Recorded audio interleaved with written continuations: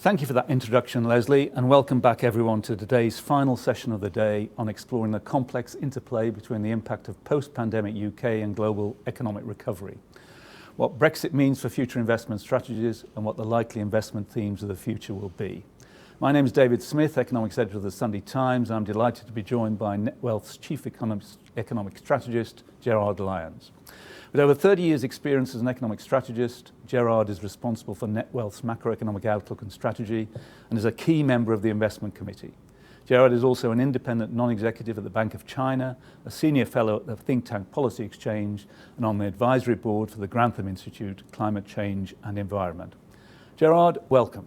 Great to see you, David. Gerard, we've known each other for a very long time, perhaps 30 years, but I don't think we've seen anything quite as unusual as what's happened in the last couple of years. Now, obviously, when we look at the global economy at the moment, we're seeing a strong recovery from the pandemic, but we're also seeing quite a lot of stresses and strains, including high inflation and shortages. How do you read that situation? Well, in terms of the global economy, I think what we've seen in the last 6 months is a good indicator of where people are at the moment. 6 months ago, markets were focusing on strong recovery and rebound as vaccinations were rolled out and policy stimulus was feeding through. That was suddenly replaced by worries about inflation, and then more recently, because of the fear of rising costs linked to inflation and the fact that the rebound would not maintain momentum through next year, the focus then switched to slowdown. So what we really have at the moment is a combination of factors driving where people see the global economy.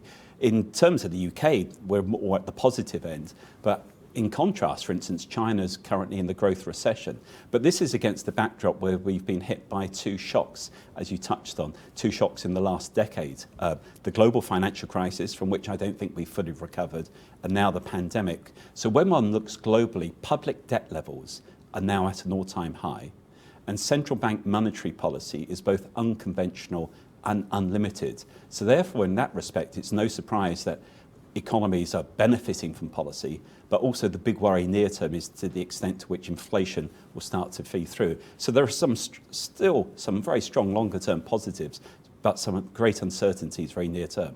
Well, one thing that's, touching on what you just said, one thing that's worrying investors is what central banks will do and how both markets and economies will cope with tighter monetary policy, with higher interest rates, and with the withdrawal of some of that support you just referred to. How concerned should we be about that? Well, I think there's both an inflation worry and a financial stability issue linked to monetary policy. Let's take each in turn. When it comes to inflation, there are so many conflicting issues at the moment, but I think the best way to think about it is to ask which P is it? Will inflation pass through quickly? Will it persist? Or will it become permanent? Now, I think the central banks are right when they say that many of the factors leading to current inflation are temporary. So that is, the pickup in inflation now will not be permanent. However, I think the central banks are probably too careless in terms of their attitude because they tend to think that the inflation will feed through quickly and pass through quickly. But I think, unfortunately, inflationary pressures will persist, certainly over the next 12 to 18 months. So that should force central banks to, at the very minimum, return monetary policy to its pre-crisis levels. But in addition to that monetary stability issue linked to inflation, we also have financial stability, which I tend to think is overlooked too often. Because when you have interest rates close to zero, and indeed we had this before the global financial crisis in some respects in terms of the same issue, although rates were then at a higher level, which is that when rates are very low, markets don't price properly for risk. Then in addition, when central banks are buying government debt, such as here through quantitative easing or in the States through their asset purchase scheme, it means that longer term yields are not reflecting demand and supply. They're reflecting the influence of a non-commercial buyer, namely a central bank. So in terms of financial stability, we've got a problem where short-term rates are too low, and we also now have long-term yields reflecting the influence of central banks. So when one looks at this, there is a need for central banks, including the Bank of England, including the Fed, to exit from their cheap money policy. I tend to think that one needs to do it in a tapered way rather than a tightening way. By that I mean we should be exiting the quantitative easing first before we then start to tighten through higher interest rates. Economies are quite fragile, even though they're recovering, so it's by no means clear that they will cope with both tapering and tightening at the same time. it tends to be the case that most investors and savers are just looking at what's going to happen to rates, the tightening issue. But the tapering aspect is very important for financial markets and therefore the prices of bonds and equities. Yeah, just to clarify, and this is a one-word answer, when you talk about the pre-crisis level for monetary policy, you're talking about pre-pandemic, not pre-financial crisis. I mean pre-pandemic, but I think we need to get interest rates eventually back to the pre-pandemic. But then beyond that, I do think we need to see monetary policy being tightened further, but in a gradual and predictable way. Yeah. The challenge is that low interest rates and cheap money, whilst it has sorted out many of the challenges we faced in the aftermath of the global financial crisis, it has fed all sorts of other problems. It's fed asset price inflation, very notably here in the UK in terms of house prices. And also I think it's fed inequality as a result. But also one aspect of this which is always overlooked is that it incentivizes banks and other financial institutions not to lend to the real economy, but to lend to the property or real estate commercial property sector. That's because that's where the prices have risen sharply. So monetary policy, I would say that we had a carefree approach a decade ago. We almost have a careless approach now, and central banks need to exit.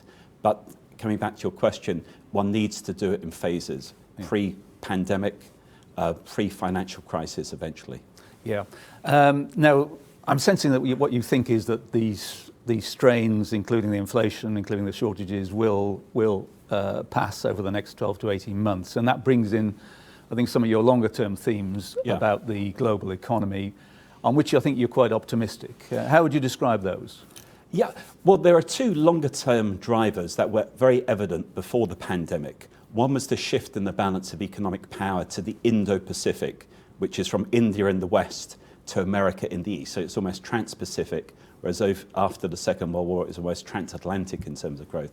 So the geopolitical influences come in there, but in economic terms, it's the shift in the balance of economic power. But then the second key driver is the digital data revolution linked to all the technological change. And I think those two key themes will really come through. But the pandemic itself will have a legacy. And it's difficult, of course, because we're just coming out, hopefully just coming out of it now. But I tend to think the pandemic influence is best captured by the three Gs: grassroots, green, and geopolitics. Grassroots in the sense that supply chains will change, people might start to buy more things closer to home. The green, health issues have come very much to the fore, but on top of that, they've reinforced the green agenda, and of course, Glasgow recently has helped in that. And geopolitics, I think we're moving to a sort of G2 world, to keep to all the Gs, US and China. So the pandemic itself will have a legacy, grassroots, green, geopolitics, but the pre-pandemic influences in terms of geographic, in terms of shift in the balance to Indo-Pacific, and digital and data will come to the fore. So I'm very positive about the longer term outlook, but this will affect different countries and different sectors in many different ways. And the policy, therefore, in any particular country will play a key role in the outlook. Yeah. What about, you know China very well, and you've visited there many times. You're associated with the Bank of China. And China had a kind of untroubled rise for 3.5 decades, from the late 70s. Very strong economic growth, averaging nearly 10% a year, phenomenal. And now it's run into more resistance. It ran into more resistance when Donald Trump was president. That has continued under Joe Biden. It looks to be a more insular country than it was before. You mentioned some of the growth strains in China at the moment. What's the prognosis? What's the outlook for China? Is it a gradual slowdown to Western-style growth rates, or what's going to happen in China? Yeah, well, in terms of the level of growth, I think the trend is still up, but one should expect increased volatility along that trend. In the last 35 years, it's tended to be pretty much a straight line, so a lot more volatility. But in terms of the rate of growth, yes. In fact, last week, the lead economic spokesperson in China talked about 4.8% average growth over the next 15 years as being essential. That's so they double income per head by 2035. So the level will continue to rise, but more volatile. The growth rate itself will be slower. China always has great ambitions. They tend to achieve them as well. But something in the last 18 months, which is hardly the most snappy title, dual circulation. It's about boosting the domestic economy to so-called move it up the value curve, away from made in China, so that China doesn't just rely on cheap, as it used to 20 years ago, but now has more quality. And in terms of the international component, largely a legacy of President Trump, it's to reduce China's dependency on imports of fuel, food, and technology. So it is still China being integrated, but far less so than in the past. The challenge is being integrated is seen through their need to deepen and broaden their capital markets.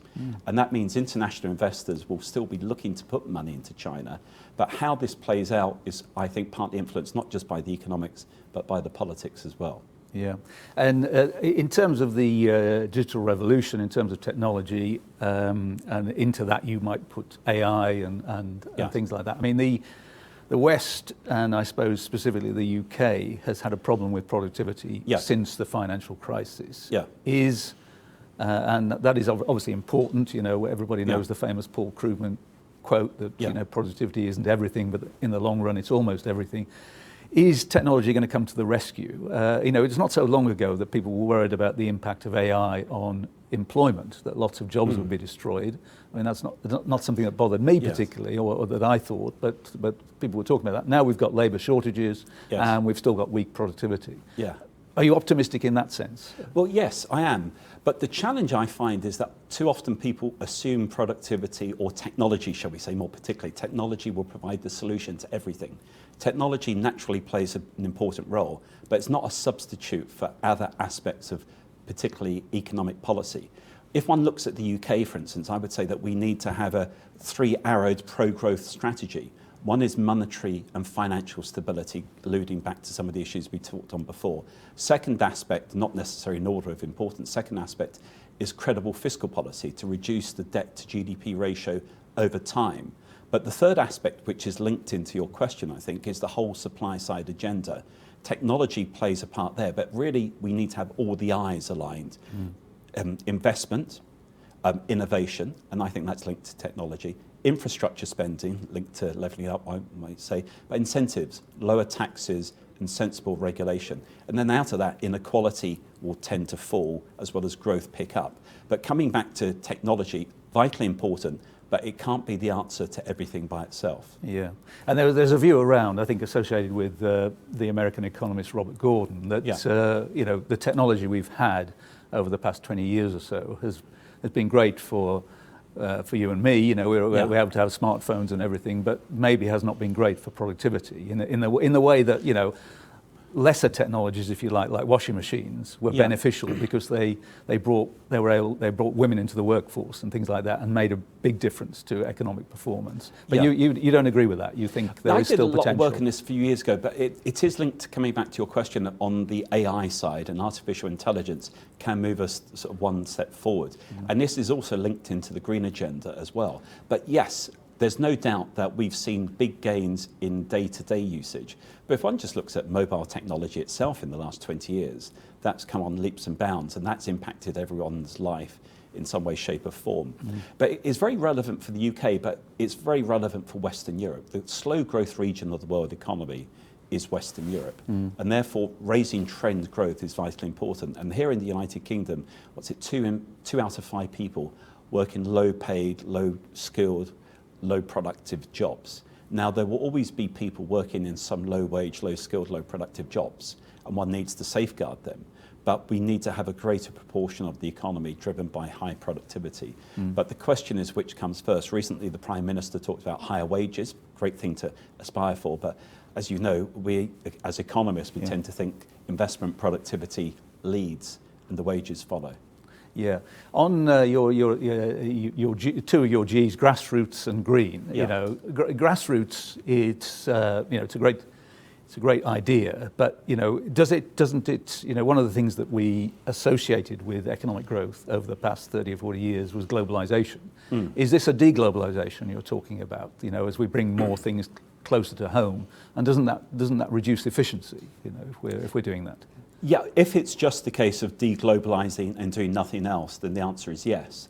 But if it's a consequence of different companies and also different governments realising that we need to have greater sharing in that global success, by coming back to some of the questions you've talked on, raising productivity, raising innovation at home, then I think that in itself creates the economic incentives for companies to move production back onshore, or in the case of the UK, to do more services onshore. But the way in which it's coming through as a result of the pandemic is to build a bit more redundancy into the system. So it's not just a case of minimizing risks just based always on low costs, but it's making sure that you've got redundancy to cope with shocks. And given that we've had 2 major shocks in the last 12 years, there's greater sense of urgency to do that. But you're right, it comes with a price attached to it. But if at the same time it's part and parcel of moving up the value curve here in the UK, never mind in China, then I think it makes more sense. But I still think globalisation will be an underlying driving force, just because of the way in which one looks at the world economy at the moment. It's not just, I tend to think it's perspiration and inspiration. There's inspiration going on across the globe linked to technology and innovation. But when one looks at the perspiration, the demographics are incredibly interesting. The fastest growing part of the global economy is older people. So Netwealth, hence we're looking at pensions big time. You have more, greater proportion of people in richer Western economies living longer. That gives them more wealth to invest. But then when one looks at the global population, 1 in 12 people in the world is an Indian under 27. So we've got incredibly young populations in South Asia and increasingly in Africa as well. So the global dynamics really play out, and that does come back to the grassroots in a complex way. Sure. Does that demographic point, I mean, as you say, India's got a very young population. Does that make you more optimistic about India than China, which has got similar demographics to the West? Well, I am positive about India because it has so much to make up, shall we say, in terms of it's not really addressed some of its economic challenges. See, at the moment, when one looks at rates of growth, I tend to think China, even though it's growing, is in a growth recession at the moment because its growth rate has slowed so much this year. But in the case of India, even though the growth rate is likely to be much higher, in some respects it's a similar issue that relative to trend or relative to potential, India has underperformed. So it really needs to get their domestic economic policy sort of really focused on addressing the underlying challenges. So in answer to your question, yes, I am positive about India, but it has a very different outlook compared to the trends we've seen in China. Okay. We're going to talk about the UK in a moment, but just COP26 has just happened, a lot of emphasis on going green and so on. Is that going to be growth positive? Yes, absolutely. What I find really interesting, and being involved with the Grantham Institute, it's been interesting to observe. A decade ago, people often, obviously different people had different views, but in general terms, there was this view that being pro-addressing the green agenda meant being anti-growth. What I now see is an acceptance that green and growth can go hand in hand. To use the word challenge again, the challenge is that some people think this can be done immediately. And the UK has a very ambitious net zero 2050 target. India has a net zero target of 2070, which some people were frowning at the other week. But that is still quite ambitious when you look at the need for these economies to grow. So I think we're moving to a new energy economy, but it still means that in the near term, fossil fuels and coal play a role, more so than maybe some of the environmentalists would like. But it comes back to your question on technology and innovation. One needs to see more of that in terms of the clean green agenda feed through. So innovation plays an important part of this. The most important thing, regardless of whether you're on the left or the right in politics, is when it comes to economics, is that incentives matter.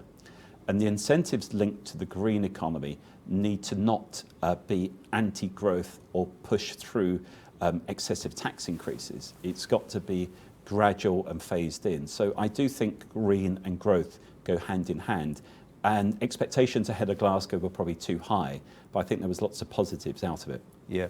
Just briefly, Gerard, on the, you talked about tax there in the context of the green agenda, but if we're looking at the UK, we've touched on the UK quite a lot. The tax burden is due to go up to its highest since Clement Attlee was Prime Minister. Unusual under a Tory government. Does that concern you about the UK?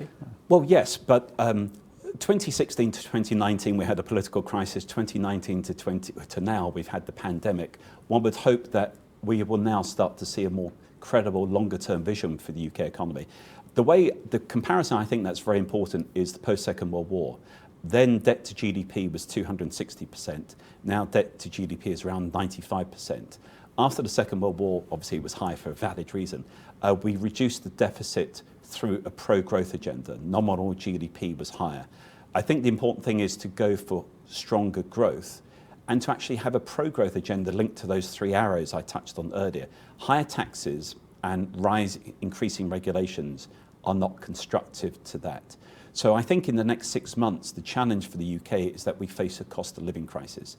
Inflationary pressures will feed through before they ease towards the end of next year. And then on top of that, we have higher taxes and in all likelihood, higher interest rates as well. So that will squeeze many people's spending power in the next 6 months. Okay. But beyond that, the question is where does trend growth go to in the UK? And lower taxes have to be part and parcel of that storyline. Thank you, Gerard. And thanks for that truly insightful conversation on the global economic outlook, the UK and its investment implications. We've travelled around the world in that brief discussion and brought it back to the UK. Lots of positive things there for investors in Gerard's summing up there. Lots of growth around the world, the Indo-China emphasis as well, and technology. So lots of positives there. Now back to James Coney to close today's summit.